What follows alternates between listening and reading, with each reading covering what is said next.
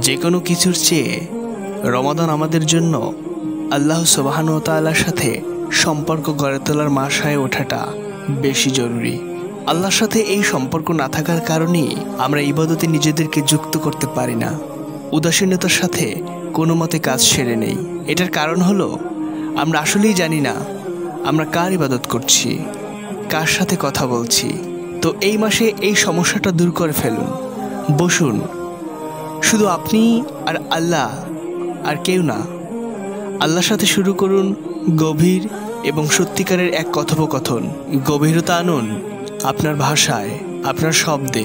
মন খুলে কথা বলুন, নিজের সমস্ত লুকানো কথা, লুকানো অনুভূতি খুলে বলুন আল্লাহকে।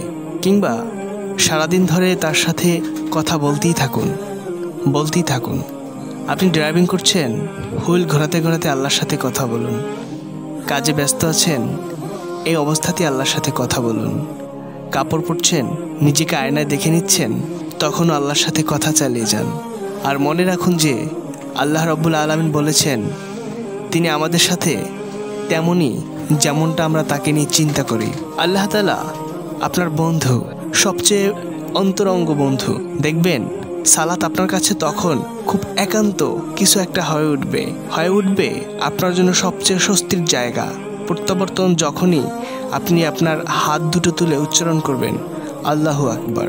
আল্লাহর কিন্তু 99টা নামও আছে, যদিও বেশিরভাগ সময়ই তাকে আমরা ডাকি শুধু এক নামে।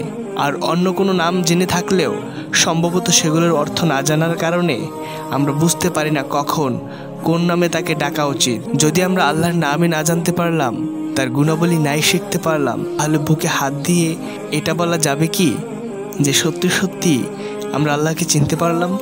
যদি আল্লাহ সুবহানাহু ওয়া তাআলার রহমত চাই, তবে আমাদের উচিত তার নাম আর রহমান, পরম করুণাময় ধরে ডাকা। যদি আমরা চাই আল্লাহ আমাদের আগের সব গুনাহ মাফ করে দিন, তবে আমরা ব্যবহার করব তার আরেকটি নাম আল আফু, অর্থাৎ যিনি ক্ষমা করেন।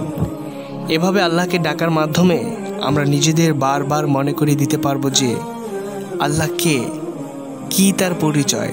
তার সাথে আমাদের এমন একটা সম্পর্ক গড়ে উঠতে শুরু করবে যে সম্পর্ক আমাদেরকে নিয়ে যাবে আল্লাহর সাথে শুধু সৃষ্টিকর্তা আর সৃষ্টির সম্পর্কেরও অনেক অনেক বাইরে। আমাদের রব আল্লাহ সুবহানাহু ওয়া তাআলা আমাদের জন্য শুধু সৃষ্টিকর্তার চেয়েও আরও অনেক অনেক বেশি কিছু।